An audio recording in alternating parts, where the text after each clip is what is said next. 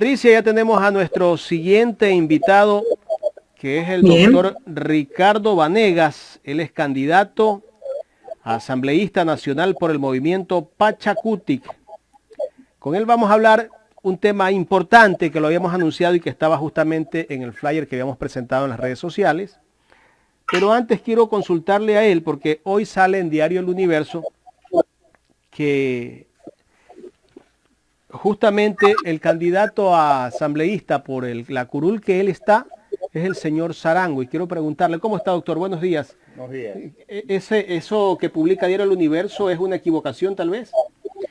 Yo creo que el Diario Universo tiene la obligación de primero verificar la información que va a publicar en su medio. Creo que esa es la obligación de todos los periodistas. Evidentemente ellos han cometido un error y yo aquí le puedo mostrar la resolución adoptada por el Consejo Nacional Electoral y aquí usted puede observar que el tercer candidato al asambleísta nacional por Pachakutik es el doctor Ricardo Vanegas Cortázar. A ver, no se ve mucho en la pantalla, pero en todo caso aquí está, yo ya lo vi. Sí, esta es una resolución que se adopta y aquí dice clarito que yo soy el tercer candidato, ¿verdad? Tal vez ahí un poco más grande, no sé si se alcanza a ver, veamos. Pero usted sí lo ve en pantalla. Ahí creo que se ve un poco más. Sí. Ahí está, Ricardo Vanegas Cortázar, candidato a asambleísta a nivel nacional, ¿no? En tercer puesto, principal. Lugar. Entonces, esa aclaración. Y lo ponen al señor Sarango tal vez porque él al comienzo estaba como candidato en esa curul. Sí, al principio estuvo y él renunció. Esta resolución la hace conocer el Consejo Nacional Electoral a los representantes de los partidos políticos el día 5 de diciembre del año 2020. Ahí está el oficio también. Correcto. Entonces, es importante esta aclaración y valdría la pena que el Diario Universo haga su corrección, ¿no? Seguramente no actualizaron la información o cogieron esa información desactualizada. Sí, pero eso me parece que es un error de parte de ellos que debe ser corregida porque genera una confusión. Es un error, correcto. Bien, doctor, me gustaría, antes de entrar con el tema de propuestas, de la campaña, me gustaría hacerle una consulta que todo el mundo quiere saberlo, ¿no? A mí nos llaman, nos escriben y nos preguntan si es inconstitucional el nuevo decreto de estado de excepción, doctor. Tenemos que recordar que el Ecuador ha vivido varios estados de excepción durante el año 2020, a raíz de esta pandemia que es mundial, que se conoce como el coronavirus o el COVID-19. La primera fue decretada en marzo, yo me acuerdo mucho de eso porque casualmente ese día 16 de marzo suspendieron todas las actividades y la elección del Colegio de Abogados de la provincia del Guayas a la que yo estaba participando se tenía que hacer la siguiente semana. Y fue la segunda vez que se paralizó la elección del Colegio de Abogados del Guayas. Luego vino otra suspensión que también me afectó porque se convocó a elecciones al Colegio de Abogados del Guayas y la volvieron a suspender por esa nueva estado de excepción. Pero la Corte Constitucional entró a conocer el estado de excepción que había dictado nuevamente el gobierno nacional. Pues les recuerdo que primero fueron, me parece que 90 días, y luego lo subieron para 60 días más y luego pidieron 30 días más. Y entonces ahí la Corte Constitucional resolvió que no se podía seguir por la misma causa poner un nuevo estado de excepción y se suspendió ese estado de excepción que nos ponía a nosotros en nuestras casas en el mes de agosto. Sí se acuerda usted, ¿verdad? Correcto. La Corte Constitucional tomó esa resolución y esa fue una resolución anterior porque también resolvió la Corte Constitucional que ese cobro anticipado del impuesto a la renta que se pretendía a través del estado de excepción, el gobierno nacional tenía una equivocación y lo declaró inconstitucional porque no es que se estaba pidiendo fondos que se habían originado por el estado de excepción. Se estaban pidiendo fondos para tratar de cubrir otras obligaciones que tiene el Estado por otras circunstancias distintas al estado de emergencia. Y por eso lo declaró inconstitucional. Dicho así, el gobierno nacional no pudo decretar un nuevo estado de excepción, que yo me acuerdo tanto fue en el mes de septiembre, dijeron hasta el 12 de septiembre y hasta ahí nomás. Ahora viene la nueva noticia de que hay una nueva cepa del coronavirus que ha originado alarma social en Inglaterra y en todos los países de Europa y los países del mundo. Y entonces, para tratar de controlar que el coronavirus llegue con su nueva cepa hacia el Ecuador y evitar un mayor contagio en estas fiestas de Navidad y de fin de año por la concurrencia de personas en los hogares, dictan un nuevo estado de excepción el día 21 de diciembre, por 30 días. Y señalan en ese estado de excepción que es por esta nueva cepa del coronavirus. A ver, ¿qué es lo que ha hecho el gobierno? El gobierno ha empleado un tecnicismo legal.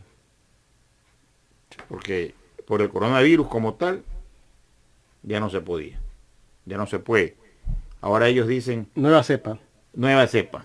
Y quieren a base de esa nueva cepa tener un nuevo estado de excepción. ¿Y con ese argumento lo legalizas? Estoy diciéndole, es un tecnicismo legal.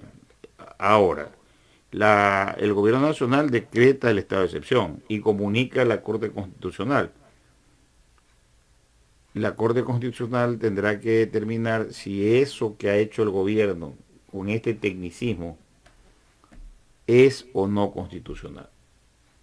A nuestra manera de ver, el gobierno nacional ya no podía o no puede seguir decretando estados de excepción.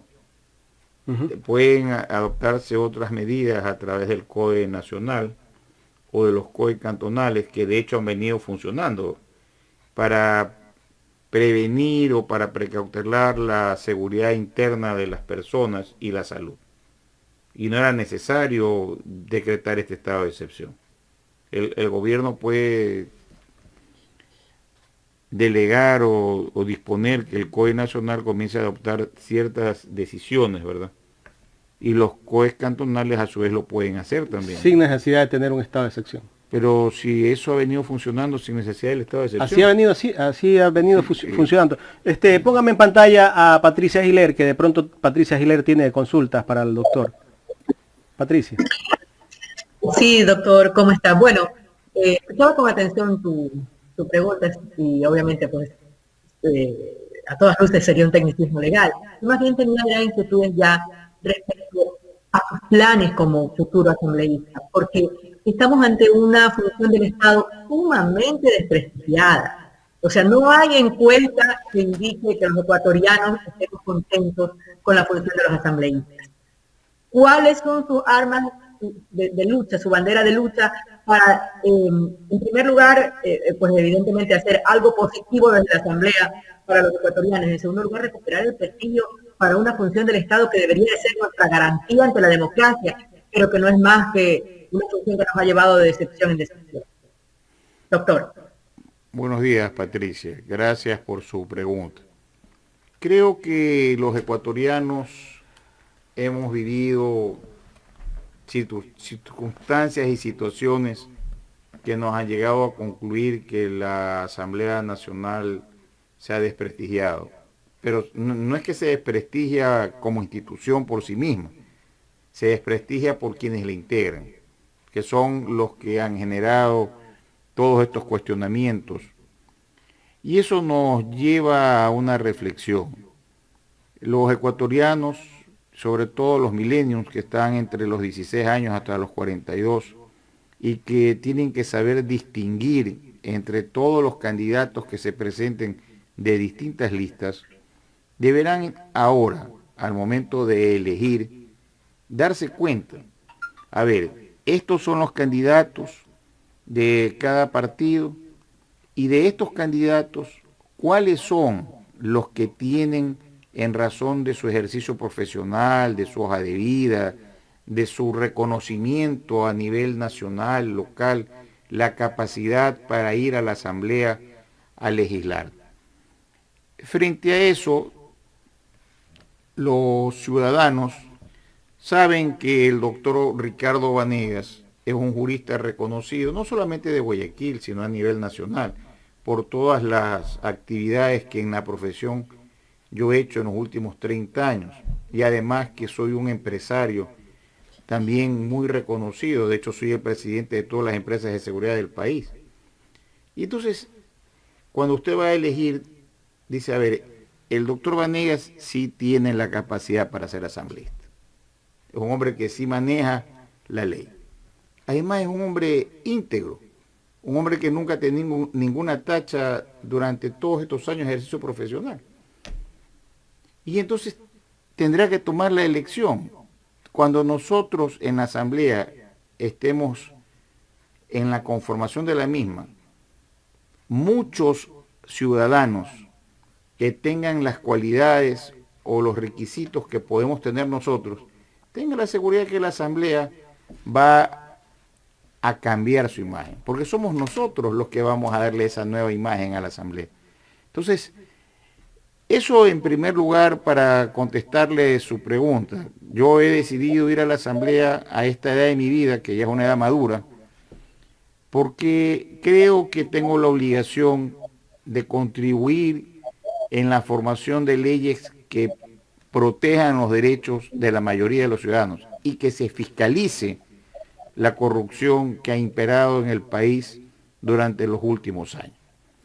¿Cuáles son? Sí. Sí, diga, por favor. ¿Cuáles son nuestras principales propuestas? Bueno, nosotros tenemos que contribuir a las aspiraciones que tiene nuestro candidato a la presidencia de la República, el doctor Yacu Pérez, por la lista 18, y tenemos que procurar, primero, hay que permitir a la juventud que egresa de los colegios en su formación de bachilleres que puedan elegir la carrera que quieran sin ninguna limitación. Durante los últimos 14 años, muchos jóvenes se han visto frustrados de poder estudiar lo que quieren. Es equivocado someterlos a un examen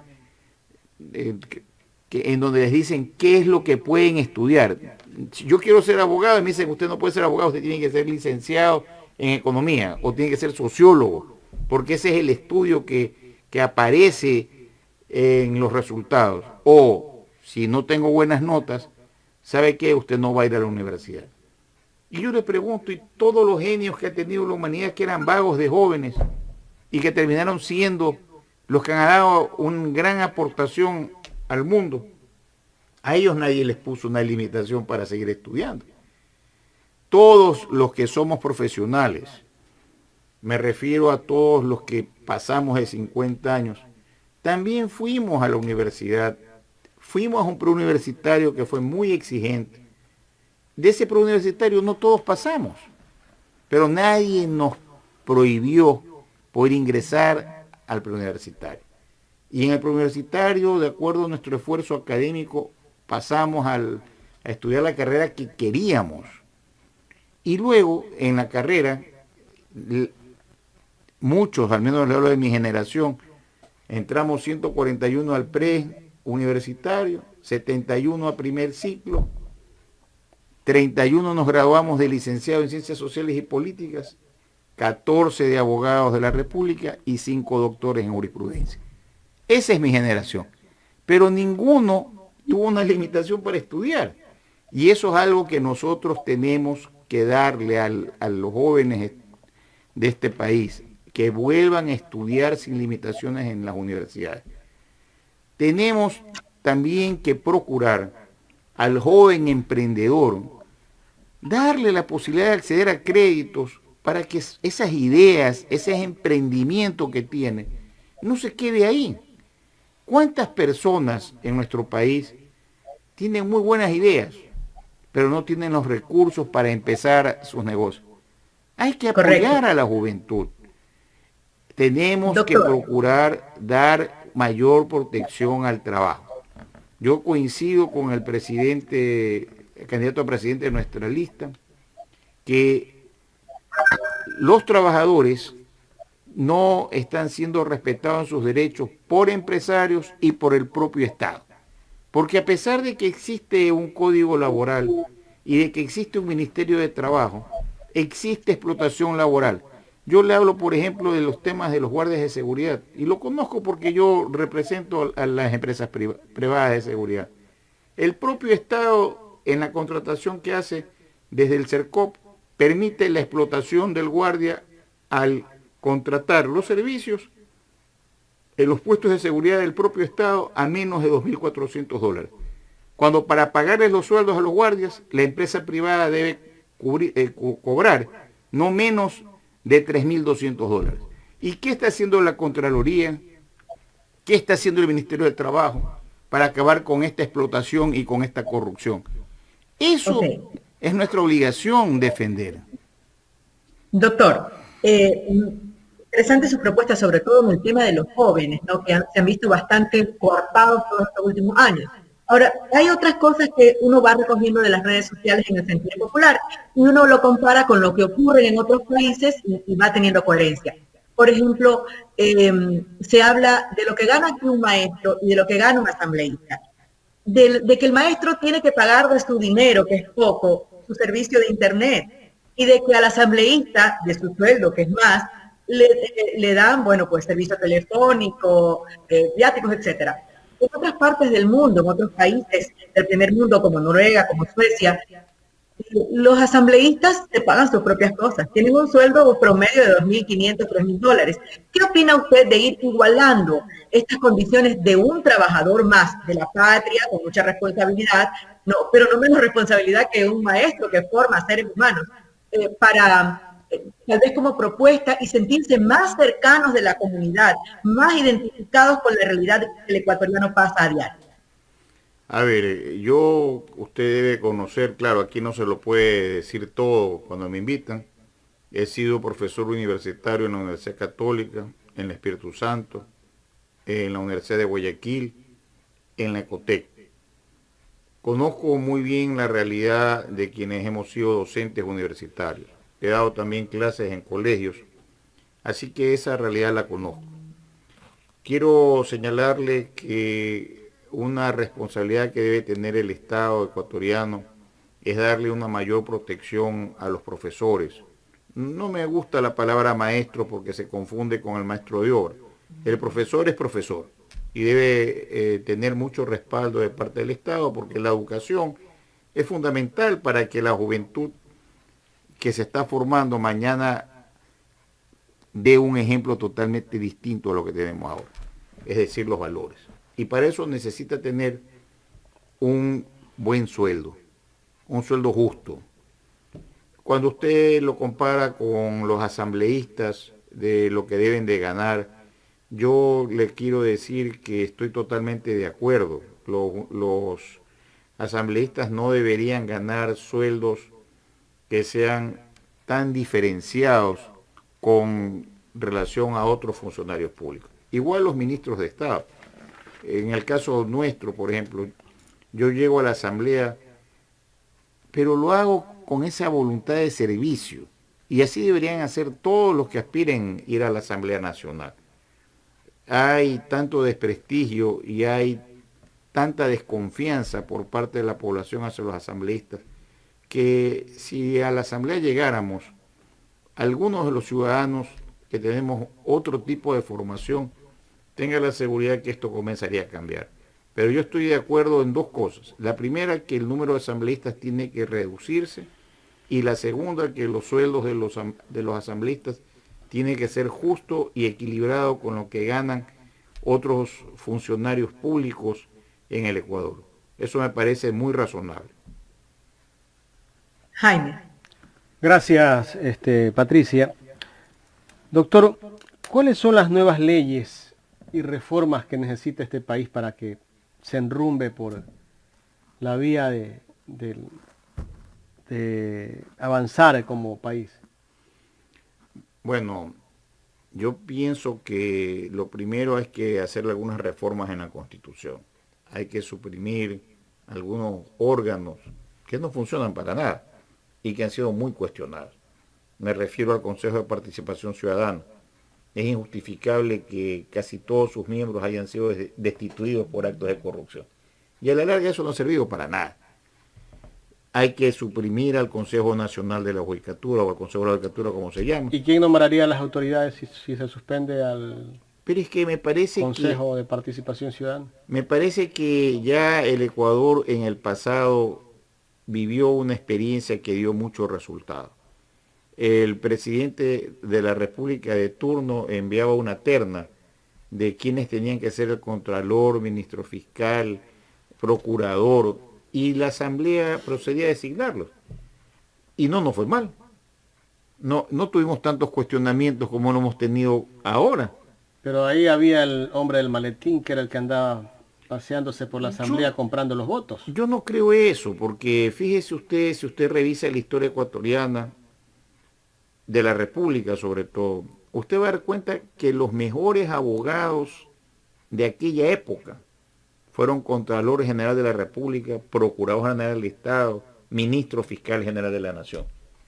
Entonces, cuando usted abre estos concursos para ser jueces de la Corte Nacional o para ser ministro fiscal o para ser contralor, no participan los mejores abogados del Ecuador. El país se priva de esas mentes. ¿Y sabe por qué no lo hacen?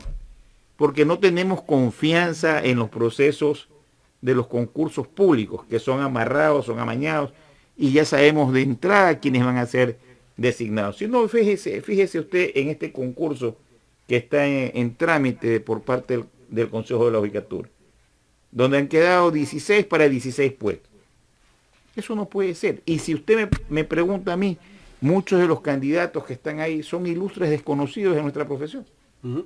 O usted me puede decir, entre los 16 que están de candidatos, ¿cuál de ellos es considerado uno de los mejores abogados del país? Pues sí, entonces, hasta en las notas o en las pruebas que les han tomado, unos han sacado si no me equivoco, de 25 sobre 25 han sacado 9. Y entonces, ¿qué es lo que el país necesita? El país necesita que a determinados cargos vaya la gente más valiosa en nuestra profesión, porque entonces las instituciones se fortalecen. Los méritos o la meritocracia que acostumbraron los últimos 14 años es una equivocación, porque nosotros en el desempeño de nuestra profesión, de todas las profesiones, sabemos, ese de ahí es un señor médico, ese de allá un señor arquitecto, ese de allá un señor abogado. Eso es en el ejercicio profesional. No necesito o no necesitamos nosotros ir a ganar un concurso para saber lo que valemos. Entonces, yo sí estoy de acuerdo en que esos dos órganos tienen que desaparecer y debe permitírsele al presidente de la República rodearse de las personas más valiosas que hay y que sean de su confianza, porque así es como tiene que manejarse un Estado. Y ahora la Asamblea obviamente tendrá que elegir. Pero mire, si los asambleístas tenemos que elegir en una terna de 3 brillantes, no importa si se elige el segundo o el tercero, porque los 3 son valiosos. Entonces aquí depende mucho de que el presidente de la República envíe una terna de primer nivel y que los asambleístas en funciones elijamos lo mejor para el Ecuador. Yo le aseguro que nosotros avanzaremos. Así como se eligió a la fiscal general del Estado. No lo eligió la Asamblea. O sea, eso usted me quiere decir. No lo eligió la Asamblea. La eligió el Consejo de Participación Ciudadana en aquella época. Ese Consejo de Participación Ciudadana fue la que la eligió a ella. Y ellos son los que tienen que responder por eso. El doctor Trujillo, que ya no está. Prácticamente era el que a veces sentenciaba y decía, esto se hace y esto no se hace. Pero es que esos son los concursos de meritocracia que dejan muchas dudas en la población. Pero si yo hubiese, voy a hacer una comparación, si yo hubiese designado o se hubiese designado en ese momento a un distinguido abogado de Quito o a un distinguido abogado de Guayaquil, ¿quién iba a decir que no? Porque ya ellos no necesitan ser elegidos ministros fiscales o procuradores para ser distinguidos, ya son distinguidos. El cargo no los hace a ellos. Y eso es lo que la población tiene que comprender. A mí, en mi caso particular, ser asambleísta no me va a hacer lo que yo ya soy. Yo estoy poniendo mi nombre, mi reputación a consideración del pueblo ecuatoriano, porque es a nivel nacional, para que la población elija y sepa a quién va a elegir. Mire, también es importante que los ecuatorianos tengan claro, Pachacuti es un movimiento plurinacional, donde no solamente estamos el sector indígena representado, también estamos los mestizos y estamos los costeños. Y si no, ¿cómo es que estoy yo en la lista?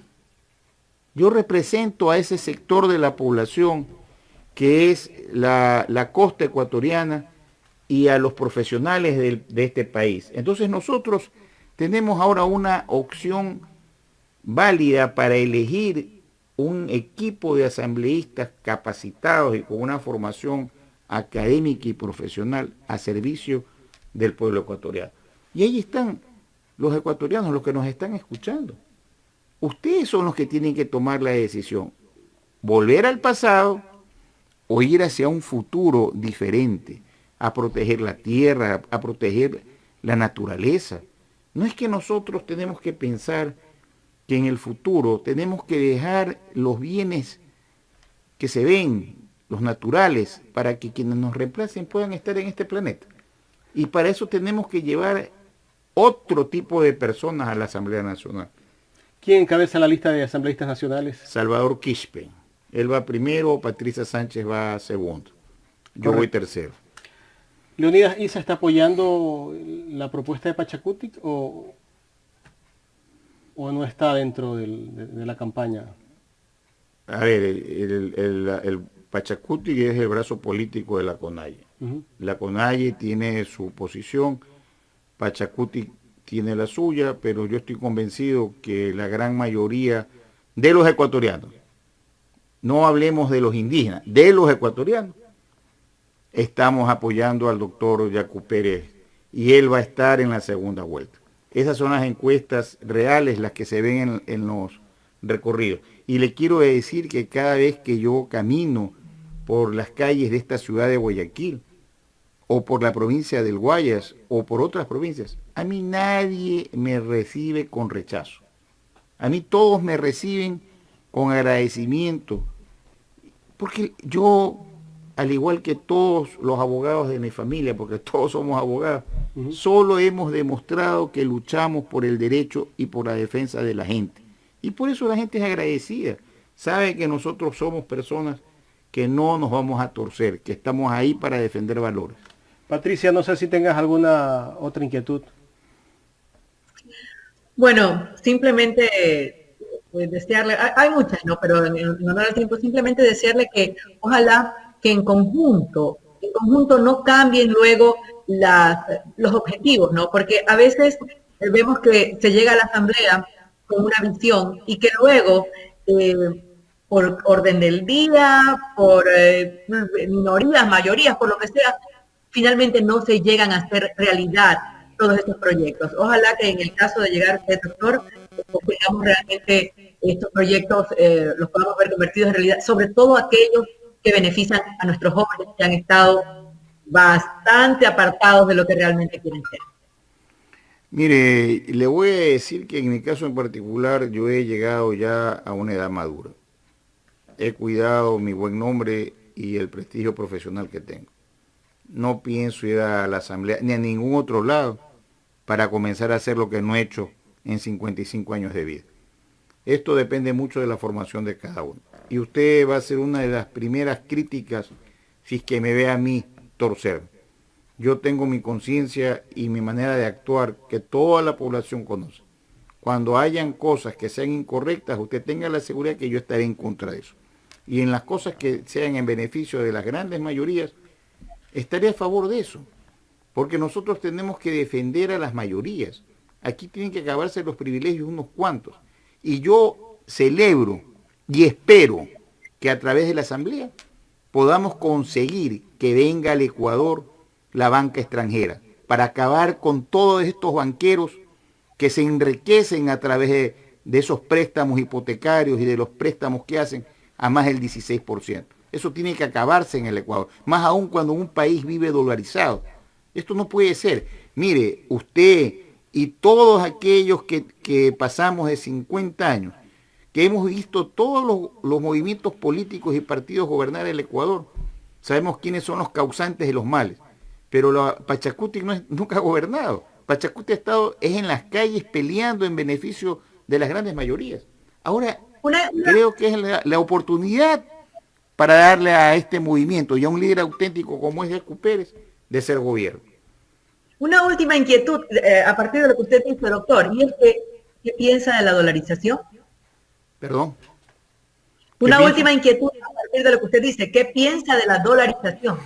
Que tiene que continuar, la dolarización tiene que continuar, pero para continuar con la dolarización tenemos que tomar medidas coherentes. Una de esas es acabar este tema de el tanto por ciento que cobran los bancos. Otro tema que es importantísimo es que esas minorías que hay en el Ecuador, que son los grandes evasores de los tributos, comiencen a pagar. Pero en serio que comiencen a pagar. Porque no lo han hecho durante todos estos años. Y no pueden haber condonaciones en el pago de los intereses de los tributos que no han sido pagados. Allá tenemos que ir a ejercer una verdadera, como se llama aquí, cuidado, observación de que eso se cumpla. Tenemos que cubrir. Y no por eso ponerle más tributos a la gente más pobre, que a la larga la que termina pagando. Aquí hay que comenzar a ser más serios en las actuaciones que tenemos que tener. Y obviamente hay que revisar todos esos contratos que están vigentes, que permiten la compra del petróleo ecuatoriano a un valor tan pequeño, con una ganancia tan pequeña para nosotros. Todo eso va a ser materia de análisis. Esa es la fiscalización que vamos a hacer. Muy bien, seré la primera en aplaudirlo o la primera en criticarlo, tenga la seguridad. Jaime. Espero que me siga invitando para conversar ya de mis actuaciones como asambleísta. Muchas gracias. Gracias, doctor. Queremos agradecerle por haber venido a este espacio. Patricia.